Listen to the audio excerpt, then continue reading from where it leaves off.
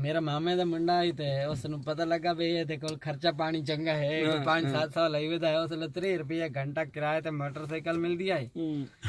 मैंने आधा जड़े छोटे छोटे लाऊ मैं ला लेने जी पैसे ही नहीं मगा हाँ पैसे बड़े जड़े 30 रुपए दा एको घंटा ला लाया अपन मुकदा ही नहीं अच्छा मैं कहा चल भाई पक्की ते दुकान आई मोटरसाइकिल आई घंटा लाए थे तो जनाब इतो छिक्की जनाब 32 जो 28 जो 24 जो 26 जो 48 जो 42 अच्छा 42 जो हाथ पीछे 48 जो जने 56 रोड ते चढ़िया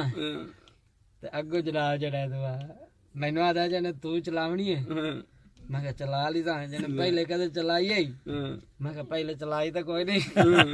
मैंने रोड ते दे जा अग्गा मैं साई आया आदा चलो अग्गा बाय जने अग्गा बैठा मगरू क्लाच घोट ते गेर लायो आदा चल लड़ पकड़ लाए पकड़ ले जने क्लाच घोट गेर ला मैं कहा लाग गया आदा क्लाच घोट गेर ला लाग गया क्लाच घोट गेर ला 4 गेर लगा दीता अच्छा हुन जीवन जने रेस देंदा ते गड्डी उठेंदी वई सी मैं तो फुल रेस ते याद रख चला भाई गड्डी चला जा रही है बगाटे कटी हुन अगुआ यकदम मोड़ अच्छा हालिया सब तकरीबन 1 किलोमीटर पीछे वधिया सी अच्छा गाना गांदा नहीं ते मैं उन्हें पूछदा पिया मैं कि भाई अग्गा जावना सीधा पिपली देर या मुड़ना है उन मगरू भाई ठन चढ़या ना जोश ते धूम फिल्म नवी निकली हो ओ दा गाना मगरू भाई ते ज़ूम ज़ूम मेरे दिल पर बोले ज़ूम मेरे दिल पर बोले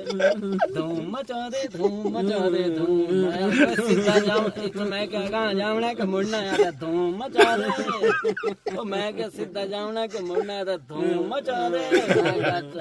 जिसले बिल्कुल ही मोड़ नेड़े आया तो मुड़ जा मैं जिਵੇਂ चौथे कह रहे स्पीड फुल ते रेस फुल रखिया ना मैं जट जीता ना